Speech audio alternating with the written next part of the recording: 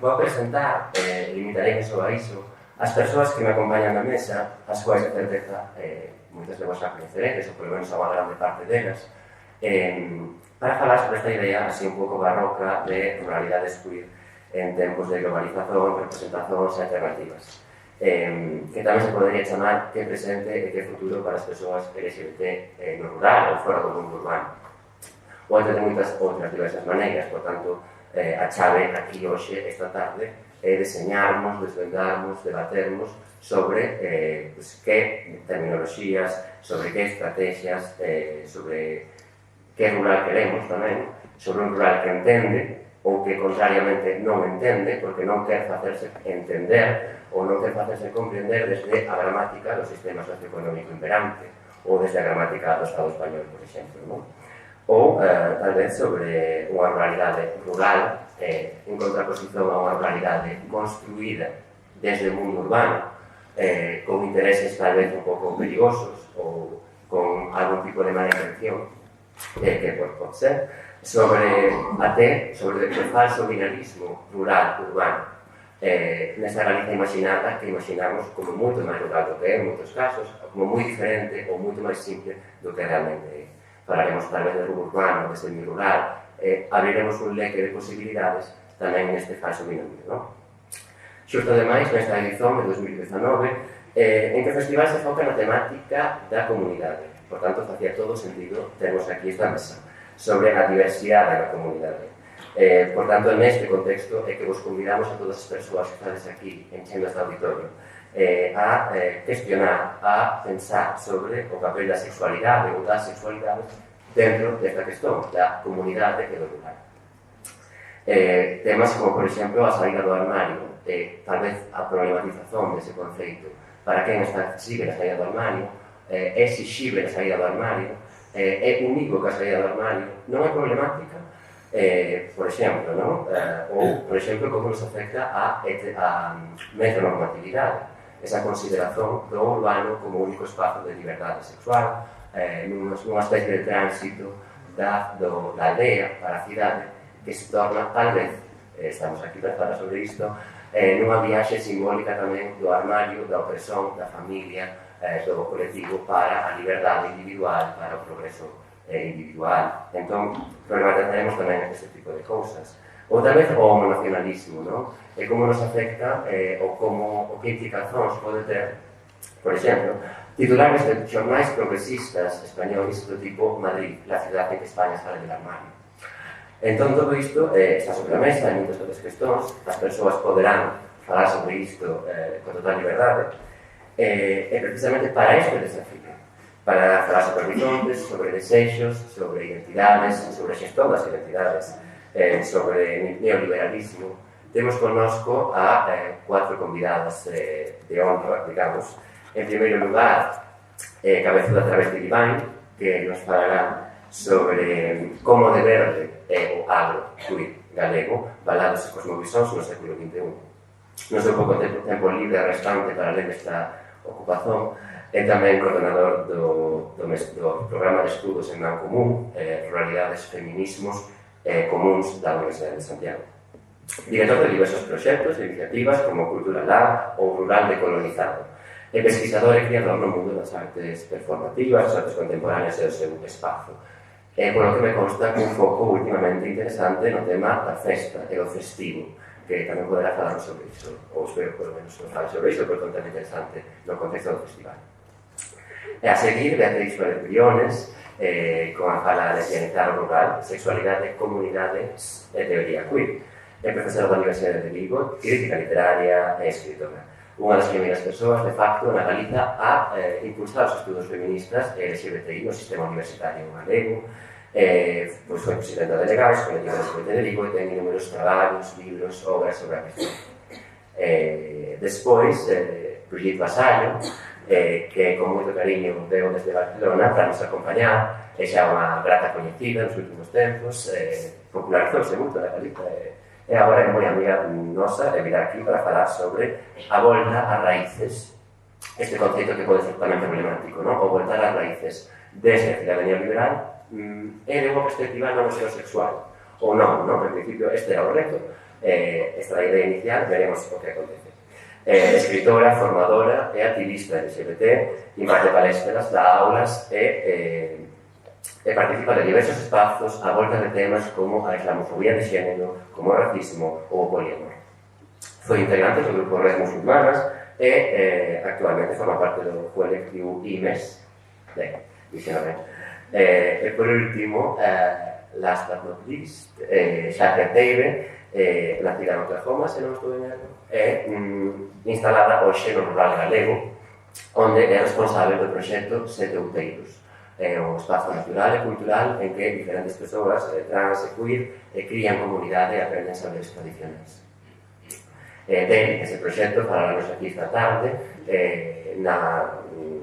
con ese título que eu coloquei na miña querenza por títulos simples e nada barrocos, experiencias trans en tempos transnacionais. Ou, en tanto, a importancia da comunidade foi a idea que coloquei a modo de desafíos. Desculpade polos títulos que sen máis, obrigado pola oportunidade, obrigado a xente organizadora por facer isto posible, e obrigado a todos porque estou condicionado con esta afluencia. A continuación, as persoas falarán uns 15 minutos aproximadamente, esperemos que así sexa, e despois, ao final, haberá unha rolda que podemos estender bastante tempo de debate co público e de debate entre as persoas aquí presentes. Se ven que se hai entre fala e fala algunha cuestión urxente ou interesante que colocar, eu creo que sería interesante tal vez parar un pouco para abordarlo, ainda que en principio pedimos que ao final se coloquen mellores cuestións, salvo que se xa algo urxente. Dolle, por tanto, a palabra en primeiro lugar a nosa aventura travestival. Non sei antes facer un comentario. Eu estou aquí en calidade de asistente ao festival, persoa amiga, non? Mas tamén como sociolingüista ou como persoa preocupada con as cuestións da lingua. Entón, interésame que non se desvincule de todo este debate a cuestión lingüística. Por exemplo, por que as persoas LGBT están a perder o galego? Ou que papel ten a lingua, as linguas, a linguaxe, a xestión da lingua no tema da sexualidade. Entón, este tema, que para mí é importante a nivel persoal, a nivel colectivo tamén, que non se despeguxe en ningún momento, non? Así como a petición de última hora un pouco inesperada. Obrigado. Obrigado.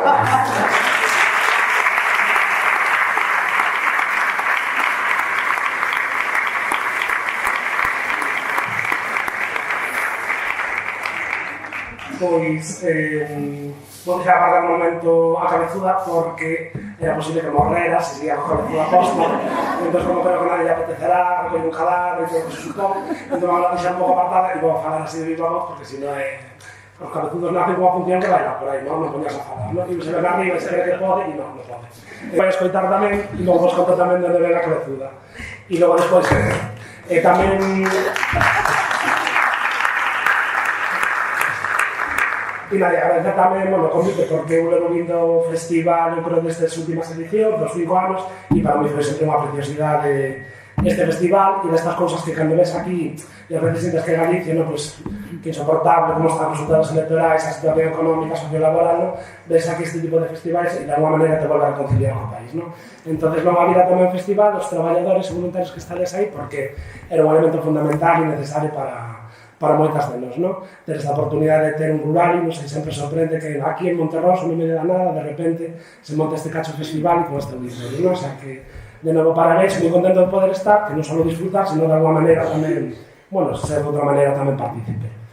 Entonces, como decía un pouco a intervención, era en torno a situación, digamos, me situaron para comentar a situación material de como está o medio rural. Entonces, se vos parece, vamos a facer un percurso, pero breve, eu eso espero. Tamén falo moi rápido, entonces tamén se vedes que falo moi rápido, dices, oye, vai modiño, non? Pero intento, pero nada. Entonces, un pouco como é a realidade, como está o eixo, digamos, da conversa, vai en torno ao rural sano agrario, pero non sabemos o que é. Entón, en torno a eso, temos que pensar na realidade na que nos situamos. Estamos nun festival, nun contexto como Monterroso e que está atravesado por unha realidade, bueno, que afecta que a situación do medio rural actual galego e dese proceso de desagranización que estamos vivindo coa perda, non, do despoboamento. O despoboamento ao final unha causa, un resultado, unhas políticas públicas e un deseño de unhas políticas que ven de bello, pero que están afectando a ese despoboamento, que na provincia de Lugo son 300.000 habitantes, ou en Ourense son 300.000, e con unha pérdida poboacional bestial. Un pouco para entender o contexto galego, para aqueles que non se saen desde aquí, estamos falando de Galicia, son 2.700.000 hectáreas, das cales temos 33.000 entidades de ocupación, cando no Estado son 66.000, o que supón unha diseminación poblacional bestial, con toda a complexidade que se supón, e además, nesa complexidade, nesta Galicia rara, nesta Galicia loca que temos, que tamén algún día nos sería interesante pensar como Galicia rarita e desde aí empezar a pensar como vamos a construir o noso futuro sin pensar en ser Irlanda, Suiza ou Dinamarca, que nunca vamos a ser, e mellor non selo, e entón desde aí situarnos nesta raritud e nesta locura que é este país. Que hai unha delas este dato, e logo outra que son 11 millóns de parcelas. Claro, 11 millóns de parcelas é unha auténtica salvajada.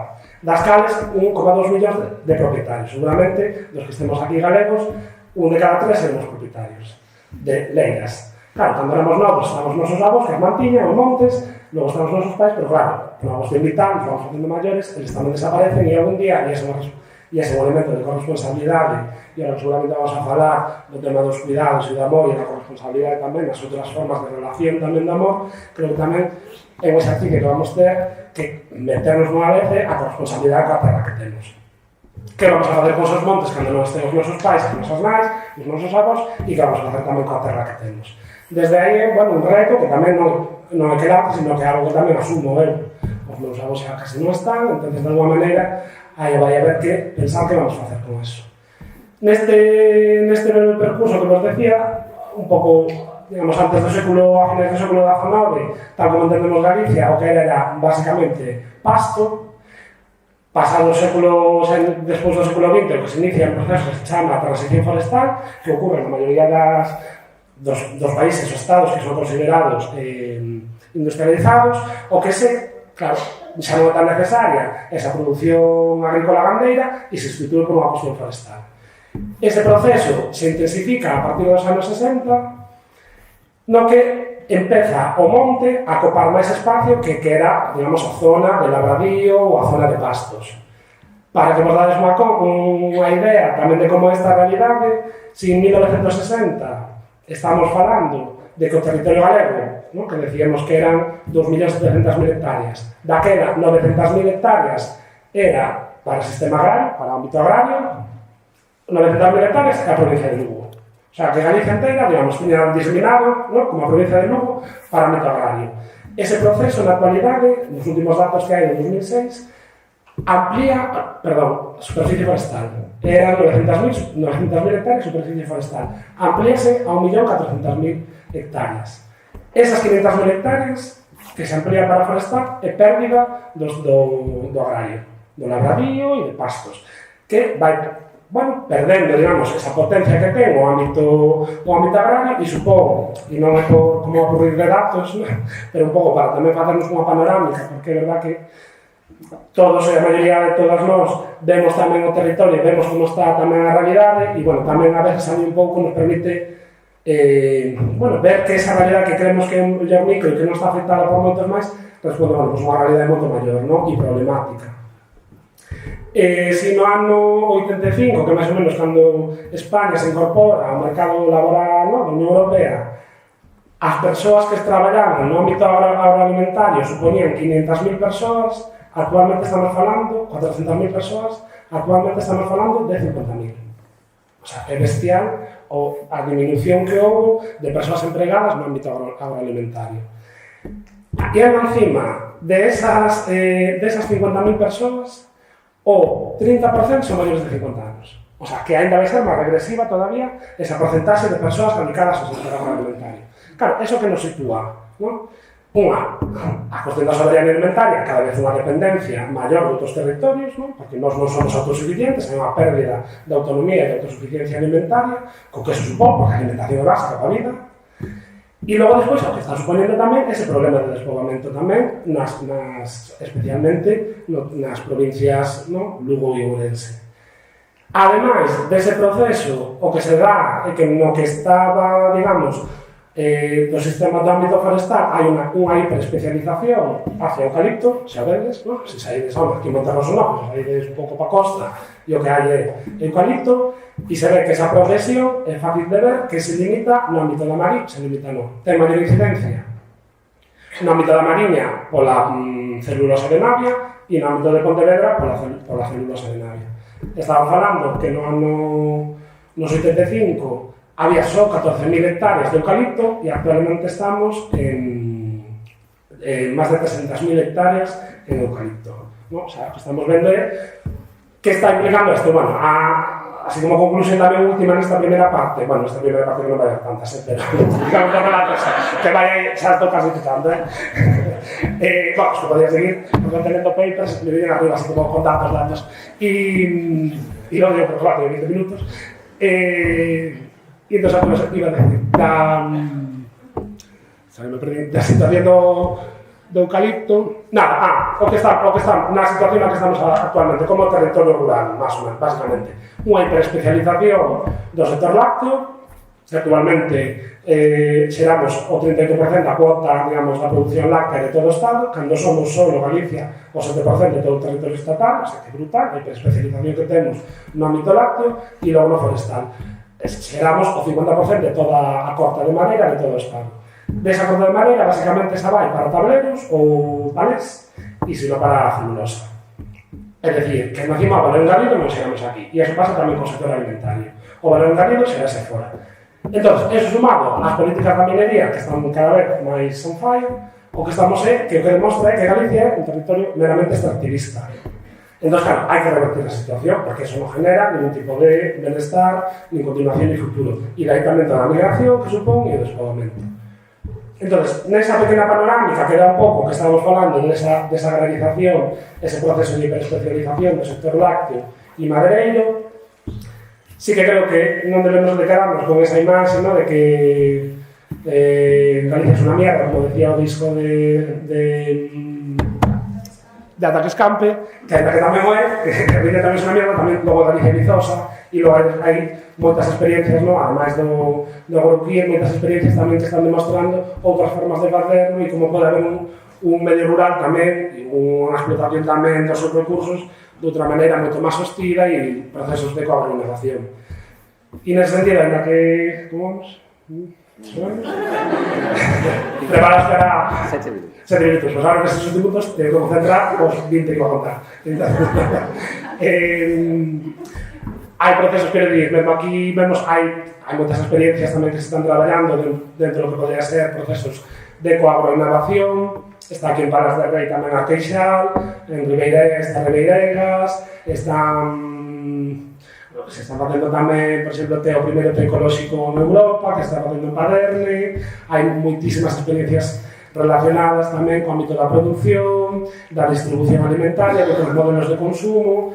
Aí tamén me gustaría situar desde a universidade, que traballo nunha rede de grupos de agroecoloxía, agardamos tamén empezar un proxecto tamén na zona de Ribadeo, que como unha estrategia alimentaria participativa que nos permita pensar de modo participativo nas ambas cuencas, non? A Bacía do Eo, tanto a galega como a asturiana, bueno, a galega, como podemos repensar os modelos de producción e de consumo alimentario para, de alguma maneira, ganar en autosuficiencia. Eles consideran que o ámbito dos 50 km ao redor dun río pode ser un territorio autónomamente de forma alimentaria, ¿no? Entón, bueno, é unha investigación que además ten esa parte de praxe. Entón, quero dicir, creo que nese sentido hai moitísimas experiencias que están demostrando que hai unha forte capacidade e que hai unha demanda e que hai unha necesidade por unha aposta, ¿no?, hacia outras maneiras tamén de producción e de consumo alimentario. A incidencia aí, e que eso non sexa maior, é o límite que pon a administración galega e a falta de capacidade, ¿no?, de apostar por este tipo de modelos, ¿no? Vemos agora como ante o 8% das terras que están abandonadas a posibilidade de expropiación desas terras por parte da administración. Cando se empezou un partito con eso, foron tachados de comunistas, etc., ¿no? E agora o PP, como 15 anos máis tarde, empeza con iso, ¿no?, co que se supón de retraso tamén, ¿no? Entón, este ha sido o país, ¿no? Tamén queremos desta maneira. E logo despois, algo que tamén, nesa idea, ¿no?, de non caer tamén nesta cuestión, ¿no?, como tan como pesimista, sino como, a veces tamén como asumir esta realidade, e algo que non recoñecemos o suficiente, creo que son os montes veciñais en Mancomún galegos, que son unha figura fundamental de cara a tamén a reivindicar como os nosos avós e tataravós, etc., foron capaces de manter estes recursos no franquismo, ¿no?, a pesar de que viñera o franquismo, foron capaces de manter os montes veciñais en Mancomún.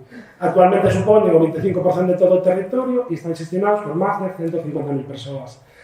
O que nos demostra toda a potencia que ten e toda a incidencia que ten, que racha con que esos montes veciñais non son ni públicos ni privados. Frente a esta idea que consideramos de que só parece que hai o máis Estado no ámbito máis comunista, non máis Estado, Estado, Estado, ou un sistema capitalista máis empresa, empresa, empresa e capitalismo, e a veces vemos que tanto unha como noutra non funcionan, ou que unha ou outra van da man, temos a outra vía que é a comunitaria ou a colectiva. ¿No? Os montes veciñais, como saberedes, nin se poden herdar, nin vender, nin dividir, que resida de forma libre de casa tamén procesos autoritarios na súa gobernanza. Ora, esos montes formaban parte de toda unha cosmovisión e toda unha forma de entender a relación do monte coa aldea. Nese proceso que viñamos falando do franquismo dos anos 60, que entende o monte simplemente como unha plantación de eucalipto, de pino, racha con toda esa cosmovisión e esa relación que había do monte, que servía de estrume, servía de madeira, etc., para a aldea, ¿no?, e todo o que se supón. O racharse eso generas dependencia de insumos de fora. Entón, te empezas con piensos, bla, bla, bla, bla, bla, bla, e todo o que se supón. Entón, volvemos a falar desa pérdida de autonomía e desa pérdida de autosuficiencia. E esa unha das tasas a gravedade. É grave. Neste sentido tamén, e tamén para poñer tamén, ¿no?, como esa guinda de cousas boas que se fan moitísimas, aquí ao lado en Friol está o caso do monte veciñal do Carballo. Ese monte veciñal era un monte tamén bloque de piñeiro, empezaron ali a traballar e o que fixeron foi apostar pola multifuncionalidade. Teñen porco celta, teñen eguas, teñen cabalo salvaxe, teñen mel, teñen tamén piñeiro, teñen tamén frondosas, etc. E logo, sobre todo, e xa vou rematando, foron as dúas claves nese ámbito. Por un lado, a cuestión máis productiva, nese sentido, e logo esa outra cuestión tamén máis reproductiva, ou non sei se máis social ou mellor, ¿no?, que é a cuestión tamén da festa, ¿no?, e de como, sí, a festa, claro, que moitas veces esquecemos nesta idea, ¿no?, como máis productivista, ¿no?, que só hai que producir, e claro, como a festa, que ao final o que axuda é a cohesionar tamén a comunidade. Moitas veces desde a esquerda criticábamos, ¿no?, que só se gastaron os cartos nas festas, pero sería gravísimo que unha parroquia, cando perde unha festa, xa eso, perder a festa e perder a escola, xa significa que esa aldea xa vai desaparecer. O sea, que o elemento da festa é fundamental. Entonces, nesa línea, e xa para ir rematando, de onde veña a cabezuda travestida, foi un proxecto que fixemos en Madrid, que era Festas Raras.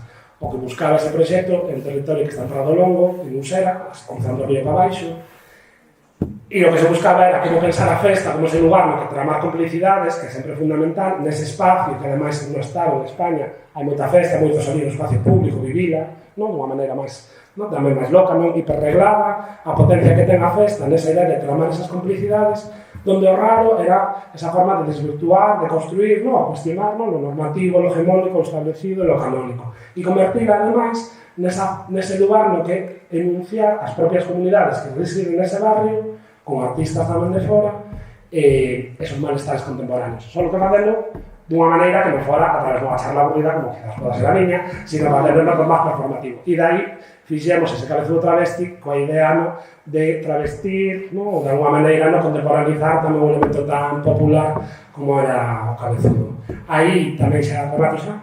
Aí sacamos un libro que se chama La fiesta do rabo no espacio público.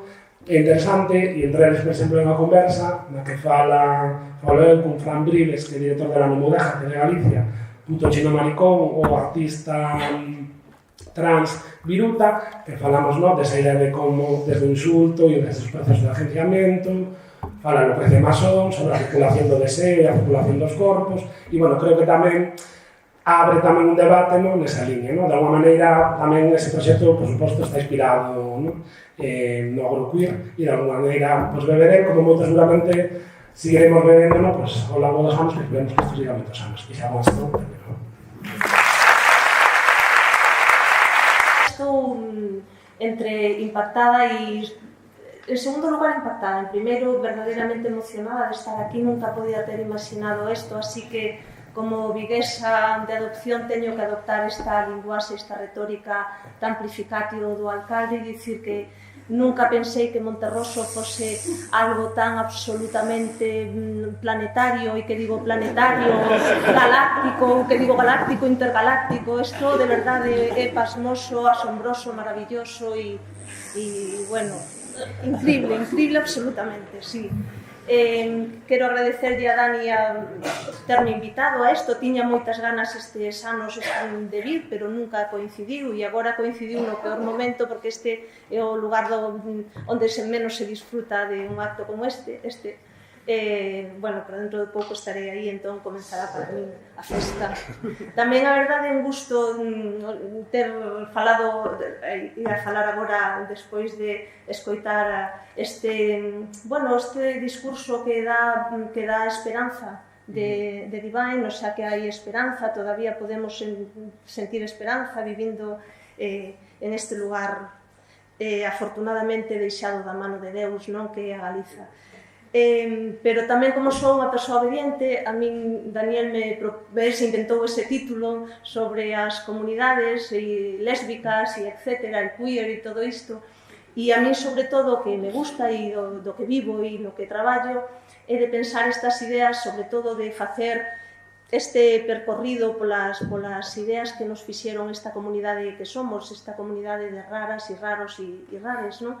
Entón vou a facer nesta liña un pouco un seguimento das ideas que a mí me gustan ou prefiro e me parecen máis valiosas para crear estes discursos que nos trouxeron ata aquí, non? Porque de verdade debe haber algo moi poderoso na idea de unha comunidade para que esteamos aquí no último fin de semana de vacacións, destas sacrosantas vacacións, para que confluamos aquí todas estas persoas facendo uso do noso, algunhas persoas ou moitas, do noso último fin de semana de vacacións.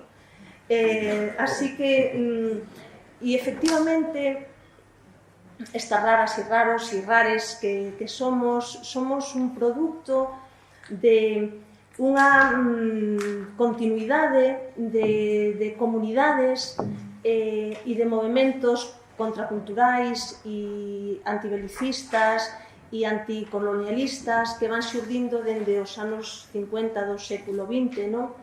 Do movimento hippie, do movimento nos anos 60 finalmente dos movimentos estudiantís dos anos 60 e finalmente do movimento feminista e do movimento homosexual, non? E a estes dos últimos, sobre todo, as comunidades LGTB, debemos ao movimento feminista e ao movimento homosexual dos anos 50 dúas ideas potentísimas. Unha, a idea de facer das mulleres, das lesbianas e dos gays suxeitos políticos, pero moi pronto, ao mesmo tempo, tanto na historia do movimento feminista como do movimento lesbiano e gay, a idea de unha identidade muller ou de unha identidade lesbiana ou de unha identidade gay demostrou ter como un verme dentro, non? Ter unha falla que finalmente, ou un fracaso afortunado, porque este fracaso afortunado, esta idea que fracasou afortunadamente, deu orixe ao queer, non? E esta idea foi a de postular unha identidade muller, unha identidade lesbiana ou unha identidade gay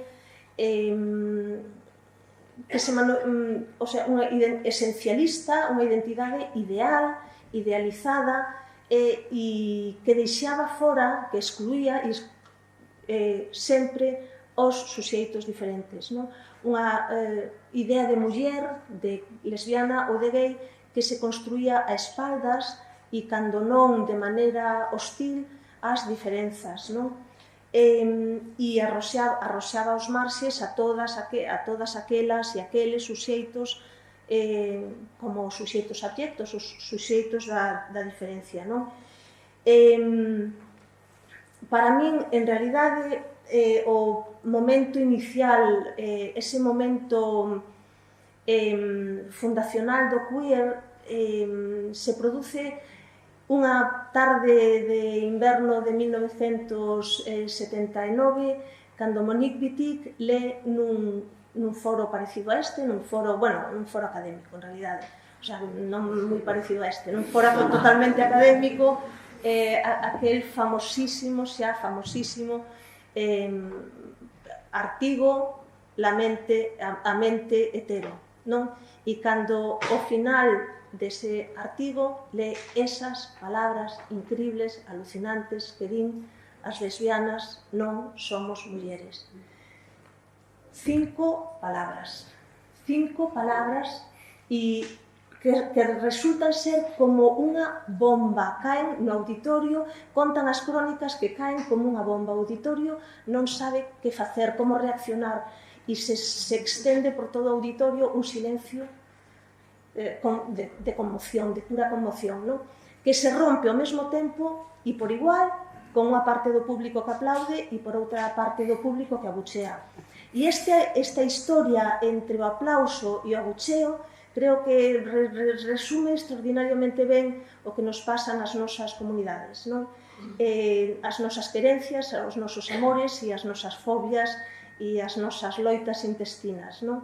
Que estamos aí sempre movéndonos entre o aplauso e o abucheo. Despois dese 1979 e dese as lesbianas non somos mulleres e desas 5 palabras que cambian para sempre o mundo da teoría feminista e da teoría LGTB, claro, chega Judith Butler, non? E Judith Butler, a obra de... Claro, Judith Butler é como un pouco a profeta por excelencia da teoría queer, non? Pero Judith Butler, insisto, nunca sería posible sin esta loucura maravillosa increíble, sin esta bomba de Monique Wittig, non? Bueno, Judith Butler, sabedes que a obra de Judith Butler é paradigmática dado que desenvolve en profundidade a idea de que as identidades sirven como categorías normalizadoras para reximes autoritarios. Este como o resume de toda a obra de Judith Butler, non? Comeza xa co xénero en disputa, con Gender Trouble de 1990, e aquí Judith Butler fai algo tamén que, claro, que a fai como a personaxe increíble que é, non?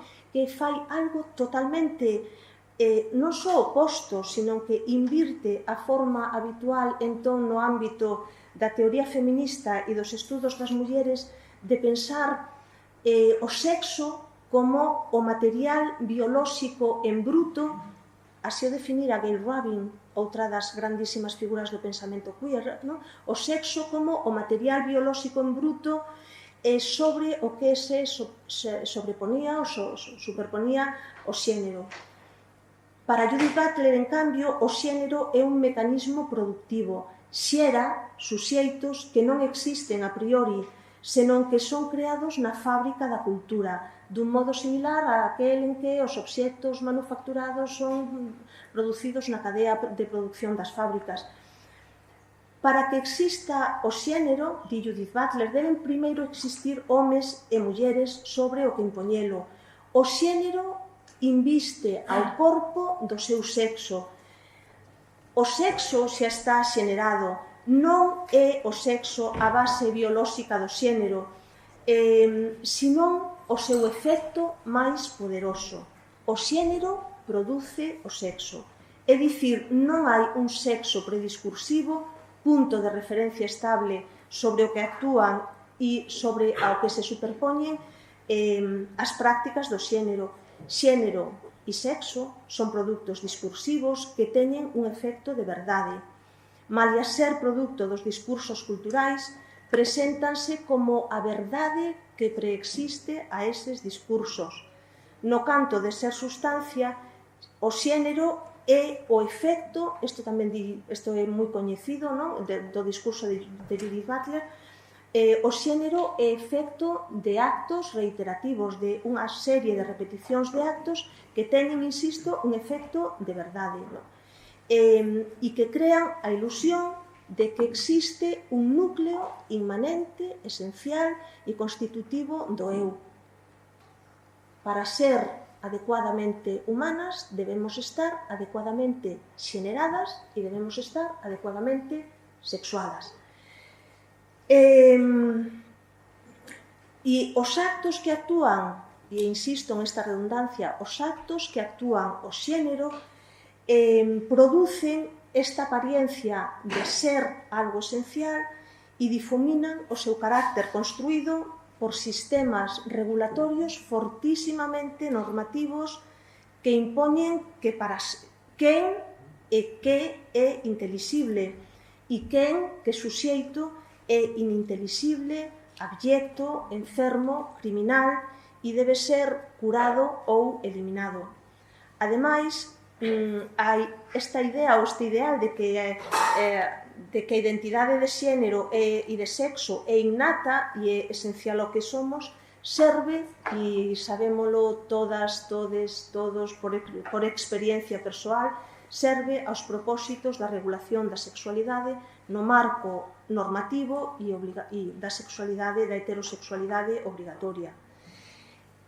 Ao mesmo tempo que toda esta crítica radical ao xénero e ao sexo estaba pasando, estábase producindo outro discurso ou outro contradiscurso que seguía unha lógica contrahexemónica e que tivo as dúas máis coñecidas voceiras foron dúas activistas, pensadoras e activistas do radicalismo sexual, daquel radicalismo sexual que se chamou a si mesmo o radicalismo sexual das pervertidas, no? Pat Califia e Gail Rubin, que foron dúas portavoces do SM, do feminismo lesbiano pro sexo e SM, no? Elas dicían que, e sostiveron, que as prácticas, e esta foi tamén unha cuestión que axudou a pensar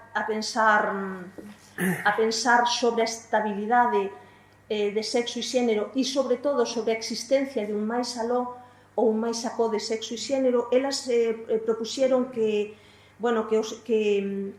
as relacións sadomasoquistas transgredían a liña supostamente inviolable do homo e o hetero, que o sexo entre lesbianas e gays nun encontro sexual SM non é heterosexualidade, dado que o xénero das persoas participantes non é un aspecto trascendente nin definitorio. Así que se hai sexo entre hombres e mulleres que non sexa heterosexual, entón, para que seguir mantendo a omnipresente ou ubicua, como a calificaba Yves Sedgwick, dicotomía homo-hetero? Esta categoría homo-hetero parece inapta e inepta para explicar unha boa porción da sexualidade humana. Se hai vida sexual máis aló ou máis acó do hetero-homo, para que manter esta dicotomía? A quen beneficia? Eu creo que a teoría queer, entre outras cousas, unha resposta a esas preguntas. A verdade é que outra das cousas que fai comunidade é comunidade sexual, no? que nos fixo como comunidades, no? É que a comunidade homosexual, en cambio, a comunidade heterosexual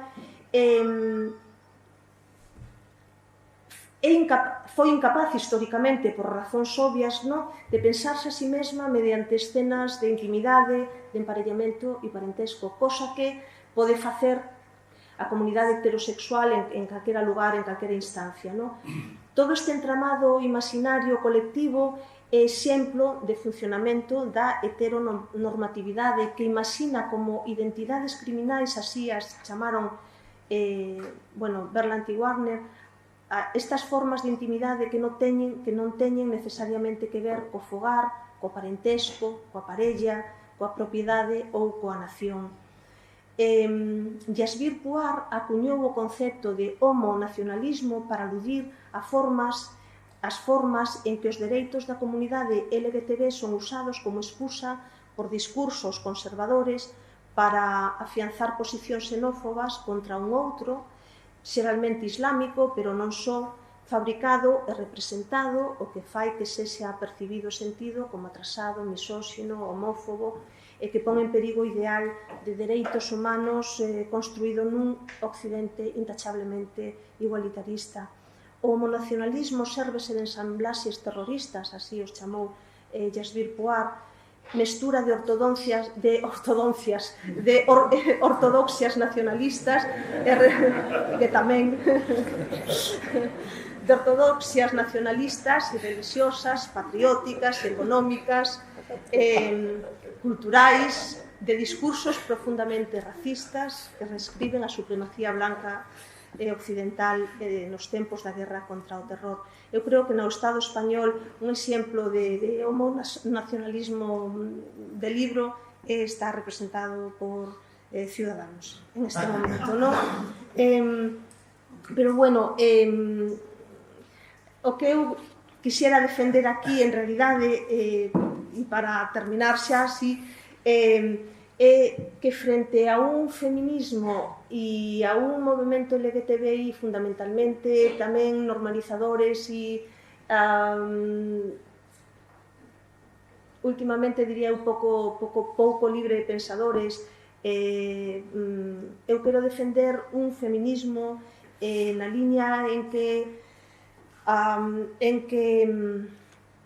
o defendeu a Jack Halberstam, non? Que eses feminismos que ele chamou sombríos, non? Que son uns feminismos máis basados no desfacer que no facer. Feminismos sombríos porque son feminismos que non pretenden a integración, sino que buscan a ruptura. Feminismos sombríos porque son os feminismos que dan a esperanza, como no discurso de Divine, non? Esperanza de que outro modo de facer é posible. E ese modo de facer nunca é o modo de facer asimilacionista e continuista, senón é ese modo de facer rupturista e de ex novo. Evidentemente, nunca se pode... Somos seres culturais e xamais, nunca, xamais, ende xamais poderemos empezar ex novo, non? Pero... Dende logo, creo que a aposta forte, a verdadeira aposta forte é non continuar. En algún momento hai que poñer o stop e pasar a outra cousa. E finalmente, tamén quería dicir que queer no século XXI non é utópico, sino atópico. O exceso do queer en si mesmo produce efectos de distorsión de calquera binarismo. Aínda que resulte paradoxal, sin embargo, e como para terminar, como feminista lesbiana queer, sigo defendendo, sin embargo, e porén, desde unha perspectiva política, reivindicar que necesitamos seguindo reivindicar palabras como lesbiana, bollera, marica ou trans, porque nos definen antes incluso de que teñamos conciencia diso. E tamén para desactivar os seus usos homofóbicos, porque queer parece convertirnos a todos nunha comunidade, unha feliz comunidade de raros e raras, non? De seres do aí afora, e, sin embargo, dentro da comunidade queer, os nosos privilexios e, sobre todo, as nosas carencias e dificultades son moi diferentes. Por eso creo que debemos seguir reivindicando estas palabras non nun sentido identitario, sino en político, lesbiana, bollera, marica, trans, e, insisto, para desactivar os seus usos homofóbicos, aunque pareza tamén que activar o erro necesario da identidade sexa tan pouco queer. En realidade, queer é unha identidade sin esencia, unha identidade anti-identitaria, así que aludir e defender a estas formas aparentemente esenciais ou esencialistas, non? De lesbiana, marica, bollera, etc., trans. Sin embargo, para mí sigue sendo ineludible e Pues a primeira cousa que teño que dizer é que cando Dani inventou este título, barroco, eu aceitei, non? Moi a serio, que tens que ter moito cuidado cando inventas estas cousas, porque eu fixen un ensaio respondendo exactamente a este. Qual é, agora,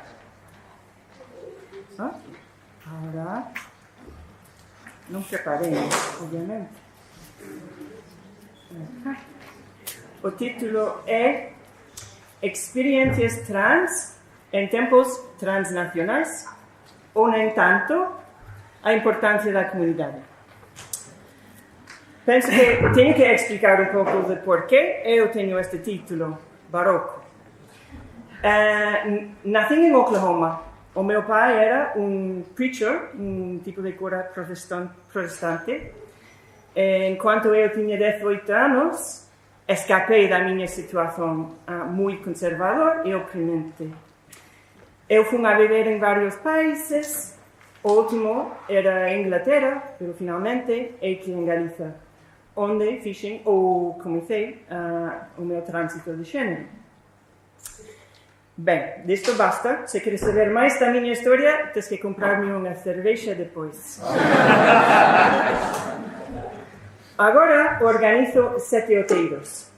Tinha fotos, mas tecnologicamente não funcionava. Mas prometo-vos que é um lugar muito, muito lindo. 7 outeiros é um tipo de retiro ou refúgio no Monte da Ribeira Sacra para pessoas trans e queer. Facilitamos no verão visitas de 2 semanas em que podes despertar na plena natureza e fazer o que precisas, realmente, curar-te, aprender um estilo de vida ecológica, medrar, encontrar-te, o que seja. Estamos abertos a toda a gente do coletivo LGBT, mas temos em vista, em particular, as pessoas mais nas margens, em particular, a gente trans. Tudo é gratuito, não cobramos nada. O que queremos fazer em 7 outeiros é facilitar um encontro íntimo com a natureza para pessoas que nunca o esperariam. Desde 7 outeiros, estou na cruz da transnacionalidade. Obrigada. Vejo muitas pessoas de origens diversas e um número surpreendente estão pensando em emigrar para deixar atrás as terras intolerantes, como dizem eu, para países mais acolhedores. E há muitas pessoas mais também que não vejo de países pobres que não podem chegar. E que vivimos em tempos líquidos e transnacionais. E também, no entanto, não vejo as pessoas detidas nos centros de detenção nos Estados Unidos, nem as que morreram tentando chegar à Europa. Estas estão atrapadas entre a esperança e a xenofobia, entre a ideia de liberdade transnacional e os seus limites. O sociólogo Walter Bauman escreveu vários livros no tema da vida moderna, líquida, em contraste com a vida de antes. Sólida. Sim, sólida. Já antes era mais sólida. A vida de antes, onde nasces numa aldeia, moras toda a vida naquela aldeia, tens o mesmo emprego toda a vida, casas com uma só pessoa e já está tudo. Não. No caso galego, teria que contar com o fenómeno de imigração como parte do ritmo da solidez dos séculos recentes, mas graças a este detalhe, o caso galego é um clássico de solidez até muito pouco. E agora chegamos aos tempos líquidos, em que poucas vezes o amor dura uma vida. Se tens o mesmo trabalho durante 5 anos, já estás atrapado. Em vez de botar raízes, queremos sempre sair, viajar, mudar. Pois hoje em dia, muita gente trans e queer estão pensando mais em usar a migração como ferramenta contra a intolerância. A vida líquida representa mais liberdade, mais independência, mas também representa uma ausência da antiga comunidade, da permanência de ligações e um empobrecimento de compromisso. A falta de comunidade, especialmente por gente nas margens, como o coletivo trans, ou pessoas queer no rural em geral, pode empurrar indivíduos cara isolamento, a solidão, a uma danada saúde mental e a vidas precárias. Eu tenho uma situação bastante boa. A gente na aldeia mais próxima, porque explico, em 7 outeiros não há aldeia nenhuma. Há raposas, mochos e gente queer, claro. Mas nesta aldeia perto, a xente aceitame. Pode ser que non me entenden totalmente, mas non teño que dar frente a ningunha aberta hostilidade. E aínda nesta situación relativamente boa, enquanto ese Teoteiros está fechada no inverno, sinto moita isolación. A ausencia de persoas alrededor que entenden profundamente a vida con que teño que lidar, esta ausencia non é fácil aguentar. Se eu tivesse que contar só coa comunidade que tiña fisicamente perto, se non tivese o internet, rede, amigos en outras partes de Galiza ou do mundo, esta isolación pois non aguentaría. Non quero sobreenfatizar as dificultades da vida rural para nós. Orgullo que é possível vivermos no rural e que nós tamén merecemos estes opções. Mas, realisticamente, para sobreviver, a comunidade que nos vai nutrir vai ser uma comunidade geograficamente dispersa, espalhada. A vida líquida moderna não é a maldade, nem é a nossa salvação. Traz benefícios e negativos e temos que equilibrar a nossa necessidade de independência e liberdade com as nossas necessidades de comunidade. É impossível viver dentro da liquidez pura, sem ligações permanentes, sem nada de comunidade construída, sem nada de estrutura. Caímos numa precariedade emocional muito perigosa. Acho que o reto de hoje entre o sólido e o líquido, entre o transnacional e o nem tanto, é reconhecer a necessidade das duas dinâmicas no mundo dinâmico, no mundo de mudança. Acho que a contradição entre a solidez e o líquido é ilusório. É o reto da época, em geral. Como construirmos Galiza na idade transnacional? Como construirmos uma vida rural em tempos efêmeros? Como construirmos uma comunidade trans e queer com todas as desvantagens que temos? Dou-vos um exemplo com a baile tradicional. Em Grã-Bretanha organizam Keilis. Keilis são uma espécie de folheada de música tradicional escocês ou irlandês, mas como quase ninguém hoje em dia sabe fazer as bailes tradicionais, o que faz é reduzir a baile até as coisas mais simples que podes ensinar no momento. E mais não é nada que resta estas simplicidades. A grande razão está quase perdida. Não é como aqui, em Galiza, onde a gente continua vivendo elementos profundos e sólidos do passado, combinando esta com a liberdade moderna, abrindo a atenção às nossas necessidades modernas, de não ter homens sempre dirigindo, de não ter pareias somente de homem e mulher. Esta mistura do sólido e do líquido é que vai nos manter. Em Sete Outeiros, sentimos o vento da vida moderna. Gente vem a visitar de todas partes, dos Estados Unidos, do Reino Unido, da Andalucía, Catalunha, de Grecia, de Turquia, de Francia, de Palestina, das Ilhas Cook, no sul Pacífico. Tínhamos uma visitante este ano. Somos um ponto de encontro entre muitas culturas. E nisso há algo muito lindo. Gente trans e queer encontrando novas amizades e ligações nos outeiros abandonados da Ribeira Sacra. E aprendemos muito desta gente também. Trocamos conhecimento, estratégias e novas, mas também trocamos afeição, ligações, apoio emocional. Assim estamos a tecer uma rede enorme que cobre o mundo. Uma rede flexível, uma rede transnacional, uma rede líquida. Mas se só tivéssemos a parte líquida, não teríamos nada para proteger nós mesmos, momentos fracos. Também desde Sete Outeiros, temos que ajudar a construir uma certa nova solidez aqui em Galiza, cultivando as ligações com a REDES, a Associação de Famílias de Menores Trans, e quero continuarmos profundizando estas ligações, construindo para dar-lhes um lugar próprio no Monte Galego para vir, fazer acampamentos, jogar. Pode ser um processo lento. Construir o solidez sempre é. O sólido representa o que não podes entrar nem entender num instante.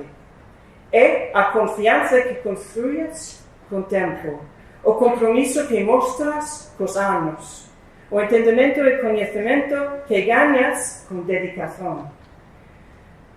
Tenho visitantes de fora, acostumados à vida e querem bailar xa. E intentem, participando a bailar no estilo homogéneo moderno, mas dentro de pouco chegam a entender que não devem, que estão perante algo distinto, algo sagrado, a comunidade sólida vivo. Em julho deste ano hospedamos o primeiro encontro ibérico não binário para pessoas não binárias e genderqueer. Só havia 6 pessoas, todas de Galiza e de Euskadi. Mas no próximo ano já iremos tecendo mais em Portugal, Catalunha, ou que seja. O sólido não se pode construir num momento, só com momentos, depois de momentos, depois de momentos. Se me permitides uma ilusão à espiritualidade celta galega, neste momento, 2 deidades podem ser as nossas patronas. Ícona, a Senhora do Cavalo, ela que sempre vai cavalgando nos caminhos de uma aldeia a outra, pois ela sempre está frequentemente vista com Bandua Coso, uma deidade galega verdadeiramente fluida de gênero. Às vezes feminina, às vezes masculino.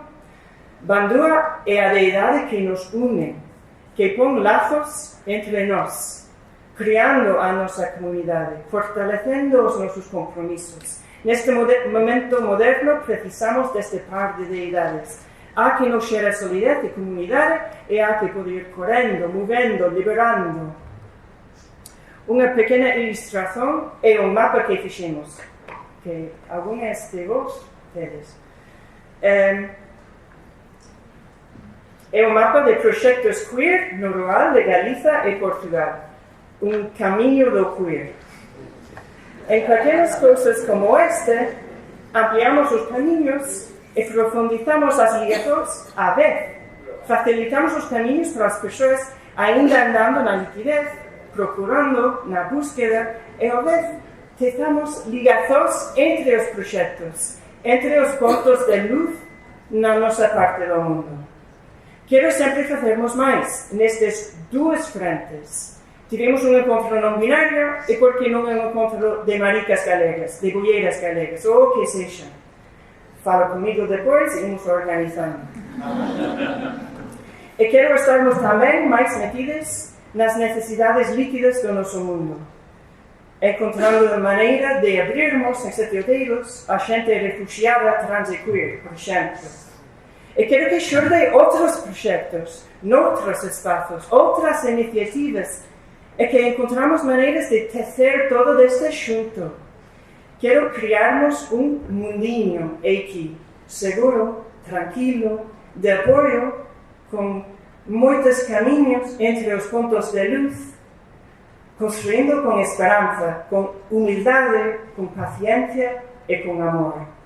Um mundinho meio escondidinho dentro desta modernidade frenético, caótico e transnacional. Ou nem tanto.